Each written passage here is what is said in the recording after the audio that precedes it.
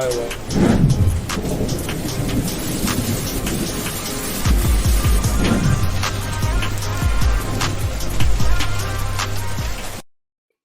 Make it rain, baby. Make it rain. I love that. I love that video. Salt of the East. Let's jump into it. First question is one that I think I've asked myself like 4 or 5 times. Are the Habs better than we thought? What? Can we just finish off the Eastern Conference side of this prediction list here? Connor really wants to talk about Torts in the Philadelphia. Yeah. Oh, is that who you're going with? You think they're going to be the longest? No, right, fine. I don't. Who do we think is going to be? Who do we think is going to stay undefeated the longest? Boston. By schedule, it should be the Bruins. The Bruins have a good. They got through the hard games to start the year. Yeah. It doesn't mean and listen, I respect the fact that they could lose tonight. I do, but I like them. The fact that the Bruins are again underdogs makes me laugh against Ottawa. It's just Ottawa. I bet on Ottawa now like 3 times, and twice, and they've lost me money. So I'm not really. Bet on once, lost, and then said never again. Yeah, I know. That's Kevin and I have already made a rule. We're not betting on shitty teams anymore. They're done. Oh, we're done with them. There you go. Never. But anyway, John Tortorella. Did you guys see his comments the other day? What about his captains? About the. Oh God! Yeah, jerseys. That was so bad. I think it was Scott Lawton who got to wear the A, and a reporter. And apologies to this reporter, but I don't remember who it was. No, that's right. We don't mean it. Had asked him how come he was wearing the A and nobody else deserves it. He said he's the only guy on the team who deserves it. Holy shit! He's a soundbite. I mean, it's just what he is. He's a soundbite at all times. Do you think that some of these players get actually pissed off by the end of the year? So Whit was talking about Torts and Hazy, and he was Hazy was so scared that Torts was gonna hate his playing style, but he's so far they love each other. He's like I don't know. He's like from what I've heard from Kevin, he's he loves Torts, and Torts has been great to him. I don't know that Torts is that big of a dick to veterans that he respects. I think he's tougher on the middle ground young guys. Because guys like Atkinson, guys like Voracek, those guys love him. They've always came out and said they loved Torts.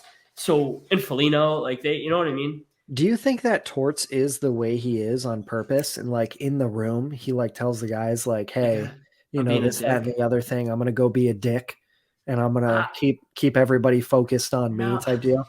There's a degree to that. And we saw it a ton. Remember during all the questions where they went and they got Duchesne and they didn't trade Panarin and they knew he was walking and Bobrovsky was walking. He was a clown in the media so that those guys could focus on hockey. And that I think those guys respect a lot. You know what I mean? I think when he was just but then there's times where he tells Zach Werenski he has to sign his contract, stuff like that. It's just wild stuff. He's I called him, told him it was time to play. It's just those things are what? What, dude? What'd you do? But I mean, he's great for people like us in the media. Yeah, I guess I think I've said negative things about Torts that weren't fair in a lot of ways. But I think you called him a clown. I did. Because I think he is a bit of a clown show. At the same time, I do think he's a really good hockey coach. You know what I mean? I think there's a fine line, and he can do it for 2.5 years, and then he flips and falls down over that fine line. And everyone's then he goes too hard in the paint. Yeah. He becomes Shaq. He becomes 08 Shaq, and they just don't know what to do. What, Kev? I just hammered the Bruins money line. Good. I'm not doing that, but I do feel this is a bit of a trap game. I do, but we'll see. We'll see. But we're Kevin, stop talking about that. We're going to talk about the Bruins. What are you going with? So, Kevin. Don't even say Forsberg, bro. Are the Habs better than we thought? Yes. Yes, they are. They're 2-2. But they're never out of games. Their offense is dynamic. Right. Kirby Dach's scoring. Kirby Dach's a good player. I was never here for Kirby Dach slander. But that was Connor and a wrist injury. St. Louis has these boys playing hockey. It's that simple. He does. They have talent there. That's the thing. Just putting it together. Yeah, and Jake Allen is kind of standing on his head, which I think we're supposed to get a press conference or something of the sort this week from Carey Price, where it's expected that he may call it a day. Which is sad, but I think the biggest sign of that is them having him out there and giving him that moment to start the season and introducing him. And I think for any hockey fan that's been a hockey fan for the last 10 years plus, getting to see Price have that moment was pretty cool. Like, I thought it was pretty cool. Definitely a guy I've always liked, a guy who's definitely struggled and dealt with his battles, but he never won a Stanley Cup, but he won a gold medal, and was at the top of the game for a long time. Yeah, and like what's crazy is like without the injuries, like we expected him to play another 6 years, you know? He was the best goalie of our generation. He just got hurt. He still would have been a relevant goaltender while this team is good. Yep. If they had Carey Price playing well right now, 2 years from now, I think they'd be real formidable. They'd be giving teams hell this year. Yeah, I know. They wouldn't be able to win like the division, but they'd be good. Their defense is just not strong enough. That's the problem. But their offense is something. Here's a question for you. Is this draft that we just saw maybe a little weaker than people thought? I don't think any of the top 3 picks are going to make an impact this year. No. I think Logan Cooley is already sent down, if I'm not mistaken. He's in college. He's playing in Minnesota. You have, Minnesota? I think I'm right. I hope I'm right. Whatever. The Shane Wright struggling to be in the lineup. Slavkovsky struggling to be in the lineup, playing in a 4th-line role. Things you hate to see. And had your GM being like, we expected a lot more from him early on. Yeah, I always thought this draft was weaker. Literally from NHL, like from playing the video game. As funny as that sounds, like if you play a franchise mode, this draft is way weaker than 2023, which we all know. I mean, there's studs coming. So I still think there's some really, really top-end good players who are going to come out of this draft. I think they're just going to take a little more time to develop.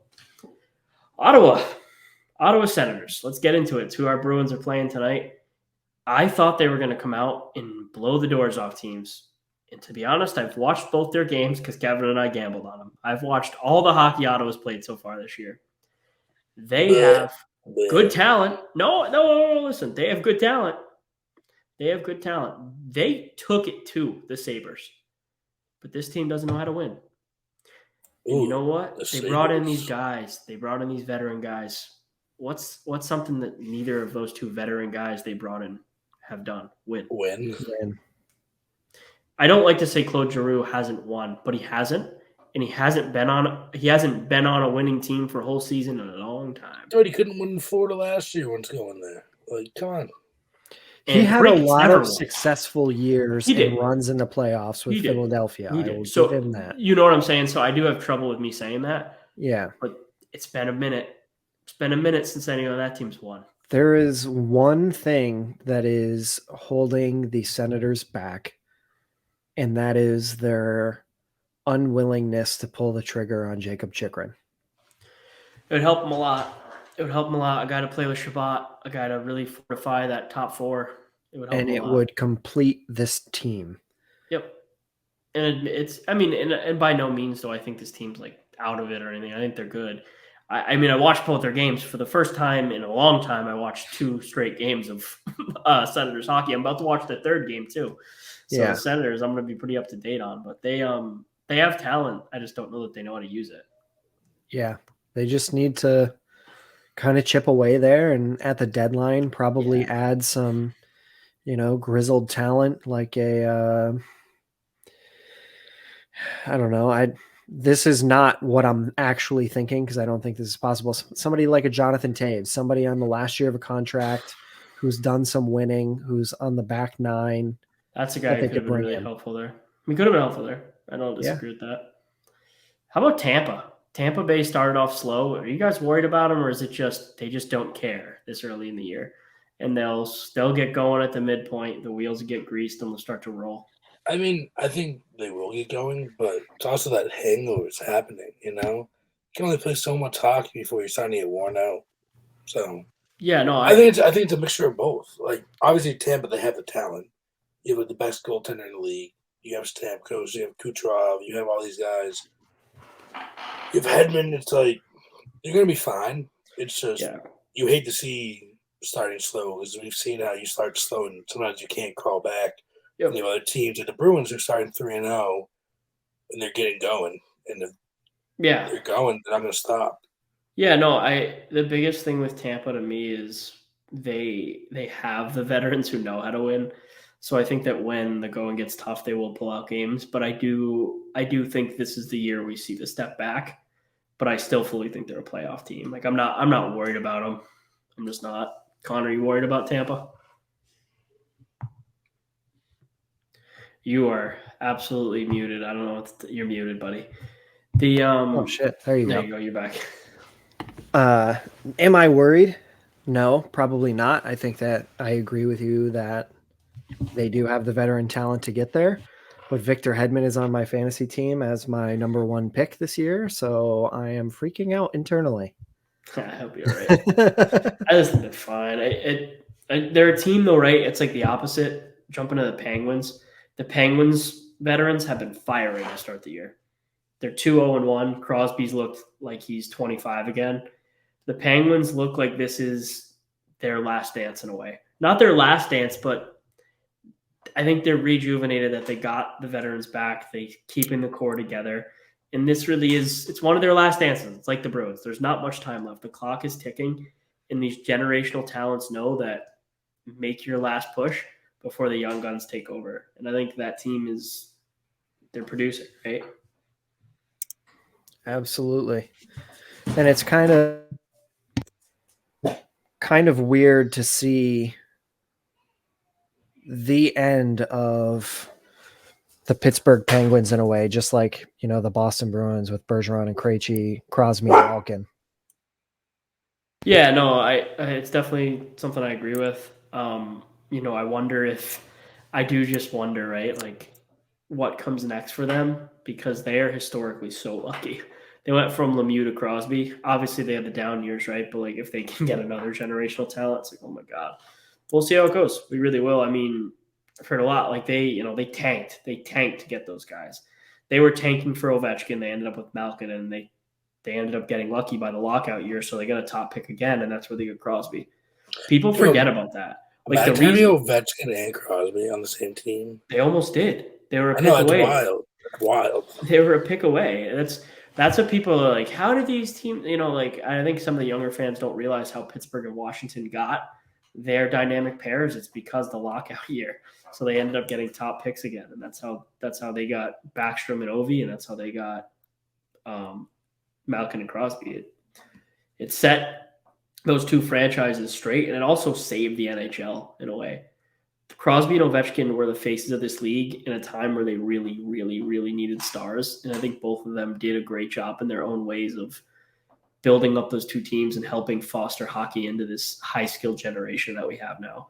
Like, we don't have Trevor Zegras. We don't have Cole Caulfield if there's not Crosby and Ovechkin. I really do believe that. Like, we don't have these guys who are so talented, so, like, young stars if those guys didn't come in and pave the way in a way.